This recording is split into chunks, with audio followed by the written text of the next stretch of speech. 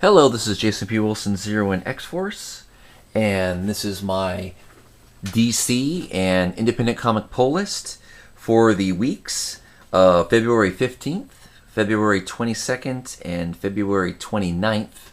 And today is March 1st, and today is a Thursday. Now, I'm going to start here with a book that just came out yesterday, and that is Justice League number 6. Now, this is 3 weeks worth of comics, and surprisingly enough, all those weeks were pretty light, so it's not a huge stack.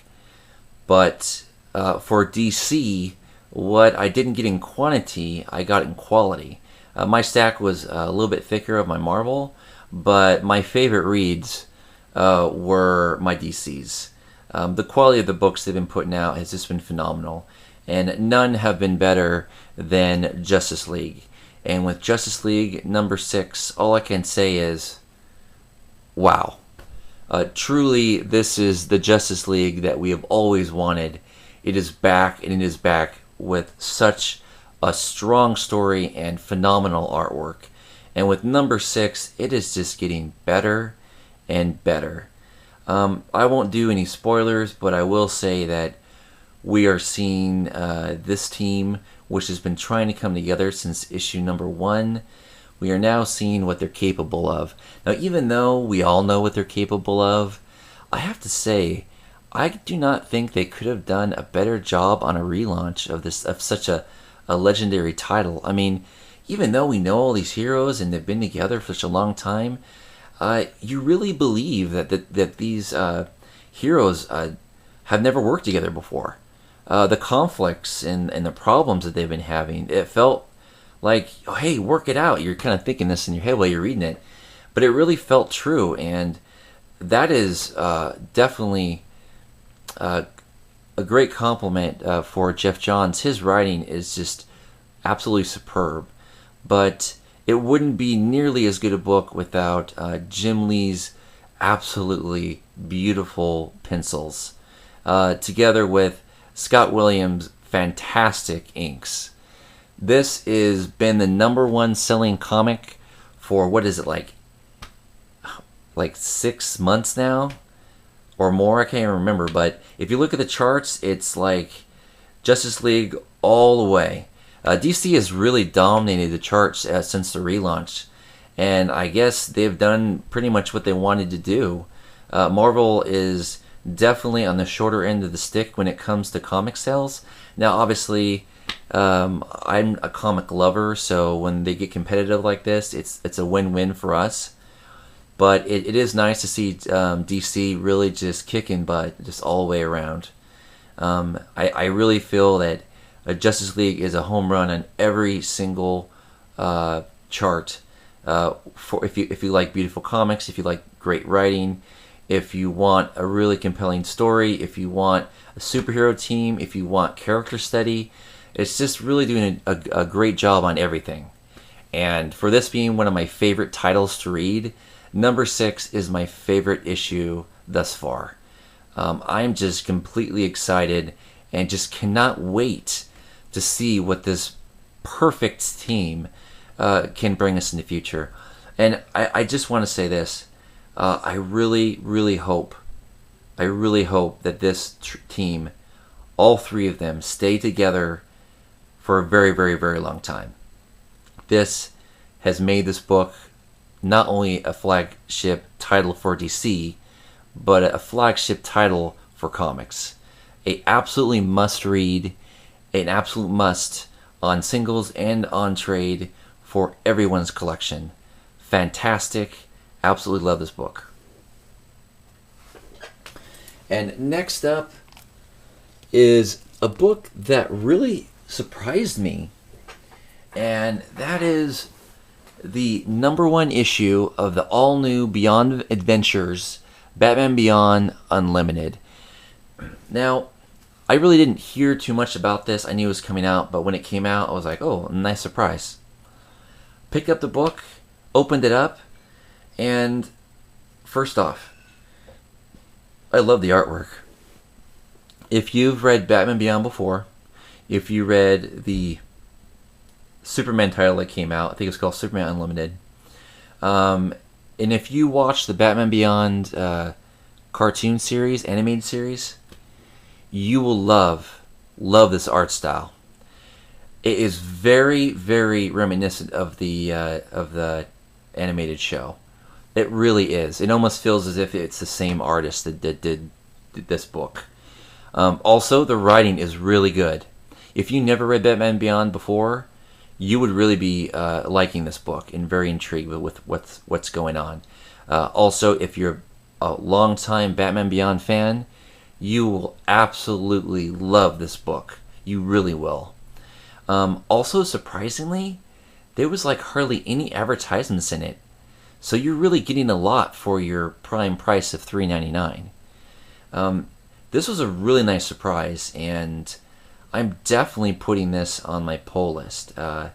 It's definitely a must read. I love this book, and I would highly recommend this to anyone who has a passing interest in Batman, Batman Beyond, or DC at all. Really good book.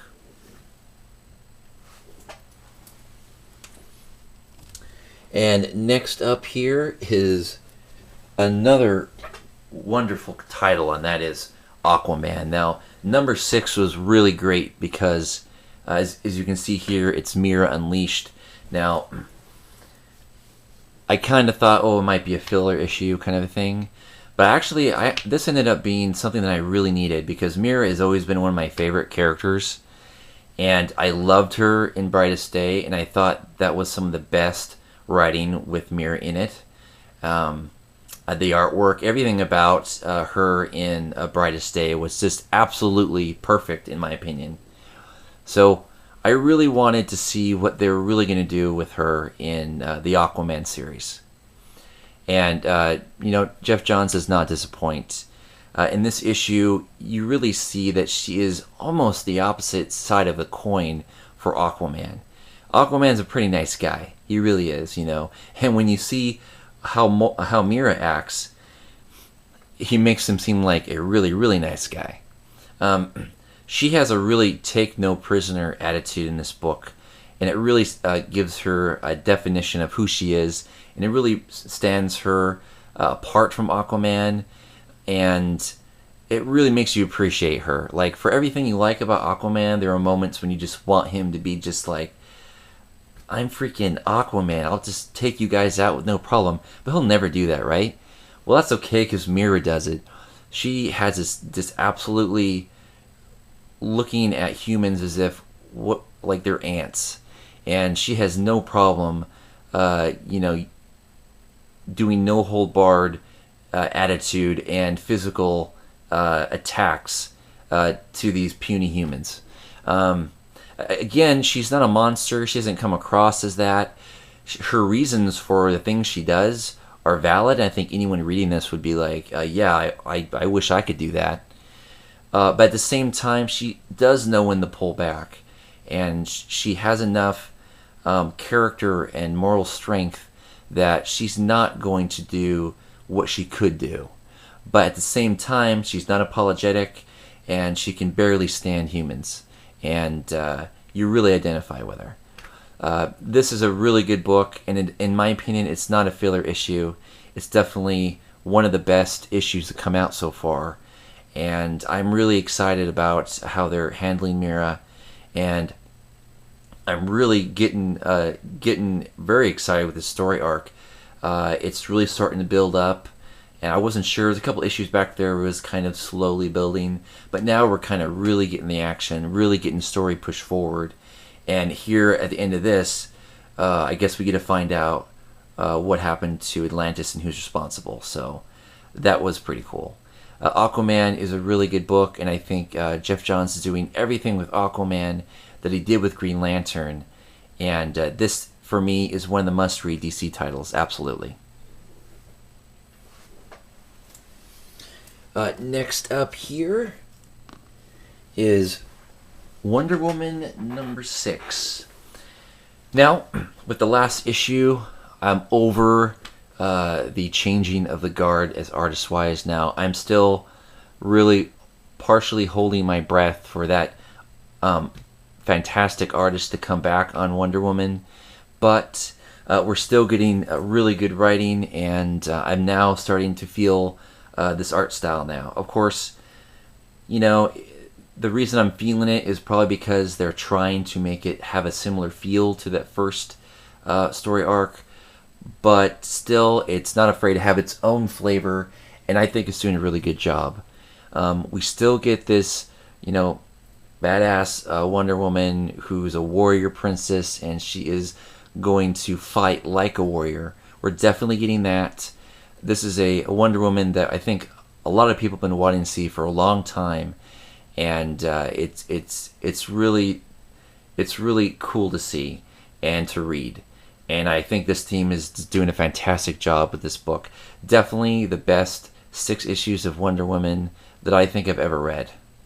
The artwork, again, is doing its job. Sometimes it looks really nice, but I am still looking forward to that artist from that first story arc coming back. But still, this is definitely, in my opinion, one of the must-read titles of the new DCU, and I'm going to be on this book as far as I can see forward to the future. I hope I didn't jinx myself, though. I do want them to continue to push this character, to really put a lot of thought into the storyline, to not cheat us in future issues, to keep this up, to have that energy and that real raw feel that this book has. Not only because I want to keep on reading this title, because I think this character deserves that type of treatment. A really good book, and I highly recommend this.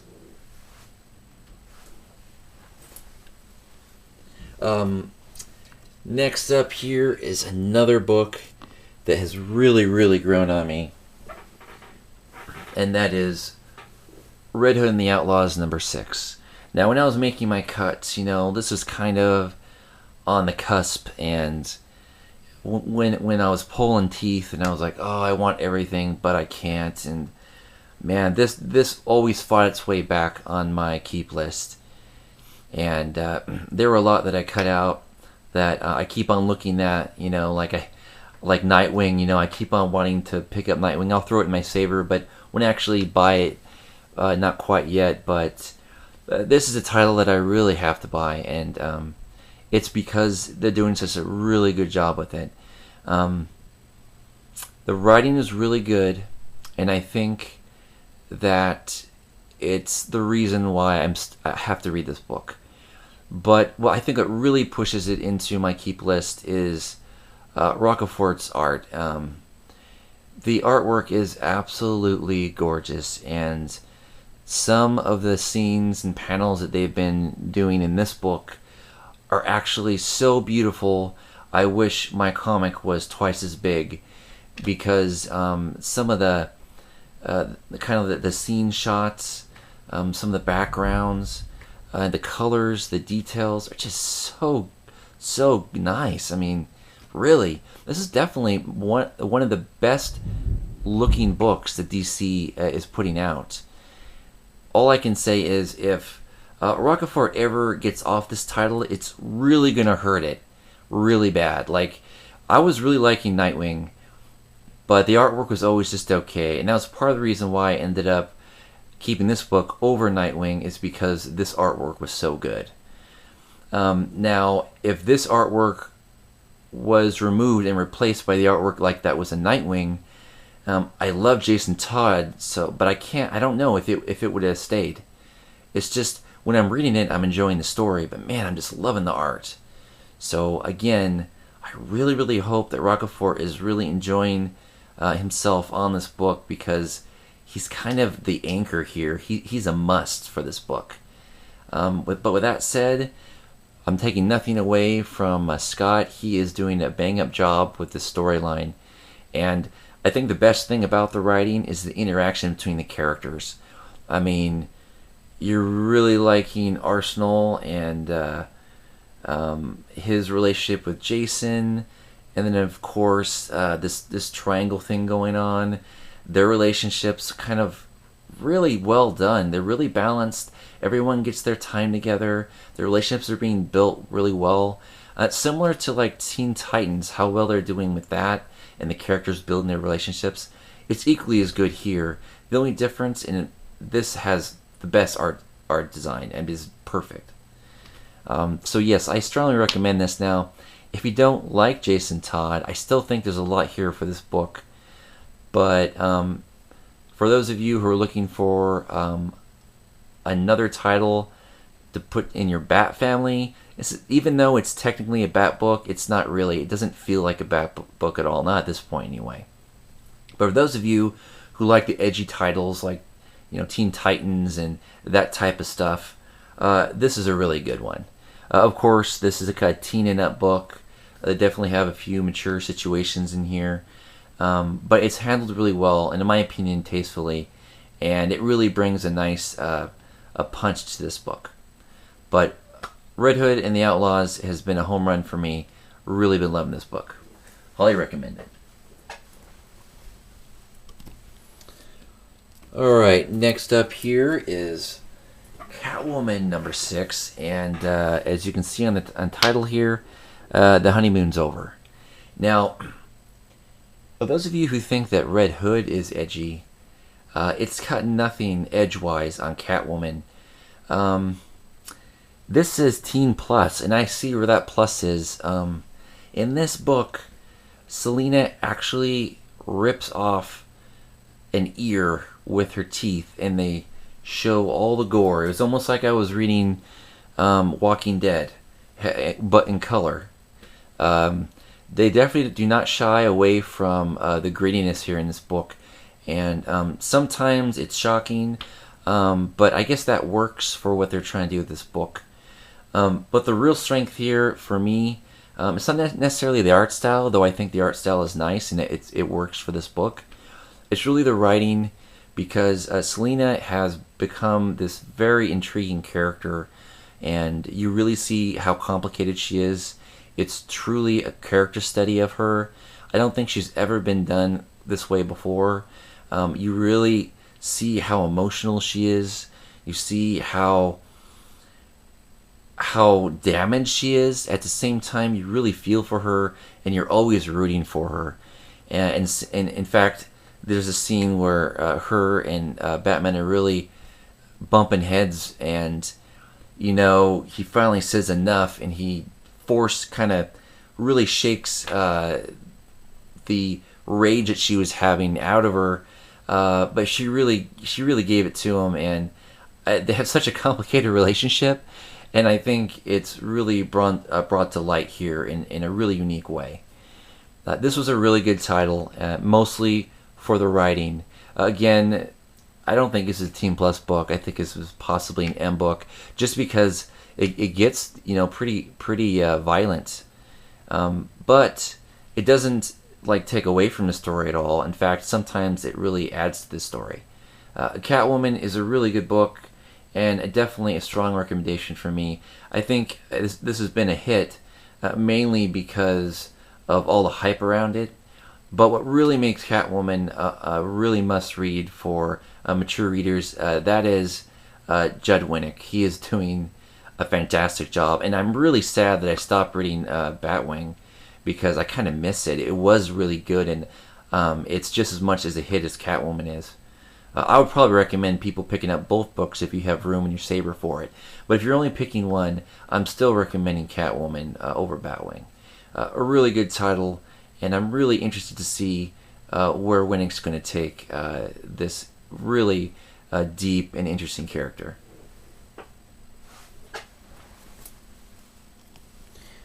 Next up here is Batman number 6. After reading Batman number 6, I think I can easily say that this is becoming not only one of the best Batman books out right now, but this run is possibly becoming one of the best Batman runs ever written.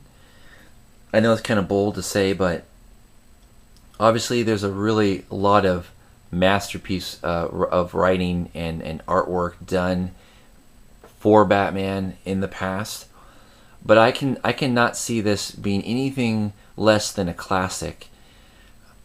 it's just so good.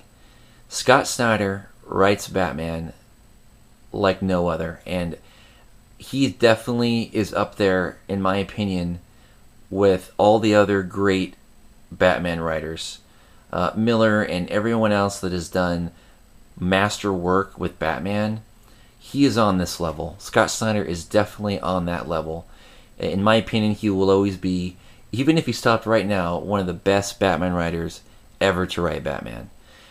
Obviously, he loves Batman, and I really feel he's going to be with this book for a long time, and that is great. But what really puts this over the edge is not just the fantastic writing, but it's the Capullo artwork. Greg Capullo really knows how to capture this gritty story, this deep story, this really intriguing story. And some of the panels are just so well done that I literally read this comic 2-3 times right after each other. I mean, I'll read it, I'll read it again, I'll read it again. And I totally see myself going back and reading this in the near future. This would be one of those books that I'll want to pick up every once in a while and read. Now, obviously, at that point, I'll probably have it on trade, so I'll pick up the trade instead of the single if I want to read the story. But it's that good. It's that good. Scott Snyder and Greg Capullo, I think, are one of the best teams ever to do Batman. And at this point, I don't think anyone can really argue that. At number 6, Batman is absolutely fantastic. And as much as I love number 5, I love number 6 just as much, if not a little bit more. Fantastic book. And that is the end of my DCs. And here is not only my first independent book here, but it's also my last comic for this posting, and that is Dynamite's number 2 issue of Lord of the Jungle. I was actually a really big fan of the first issue. I got every book. It was only $1. I got every cover, and it was worth it. It was a really good book, and I love the covers. Now, I have this in my savers, so they kind of give me whatever they have. And I didn't really look at the cover before I got home. I've seen the other cover, and I kind of would prefer that one. So if there's any left, I might go back. But it's not $1 anymore. It is a full-price book. It is $3.99. I would have liked it to be $2.99, but I will still pay $3.99 to read this book. It is really good. The artwork is just as good as the first issue. In fact, some of the panels are better. And the story is really pushing along. The only negative I can think is this is a really good book, and I don't know if Dynamite really puts out that many trades, but I can see people waiting and just picking up the trade. I mean, it is based on the book, right? Lord of Grayskull. So I can see it really being appreciated by reading it all at once. But then if everyone picked up the trade, then the singles don't really get supported. So I'm going to, of course, keep on picking up the singles. But I can say if any of you or maybe have a mild interest, go ahead and wait, but definitely pick it up when it comes out on trade. But those of you with more than just a mild interest, definitely pick up this book. I've read a few of Dynamite's, from friends and stuff, but this is the only one that I truly want to buy every month. This is a book that I wish came out 2 or 3 times a month. Excellent book, and I can't recommend Lord of the Jungle at this point more. It's a really good book. I really strongly recommend it. And with that said, those are my DCs and independents for those 3 weeks. I would like to say, are you guys loving Batman as much as me? Also, are you guys just blown away with Justice League like I am? Go ahead and let me know. And finally, Batman Beyond's new title. Are you guys, those of you who've read it, are you guys impressed as me? Now, I don't expect it to have no advertisements forever. It's probably going to be filled soon. But I really enjoyed the first issue being really clean. And let me know how you guys are thinking about that art style. I really like it. And with that, those are my comics. And thanks for watching, and I'll see you next time.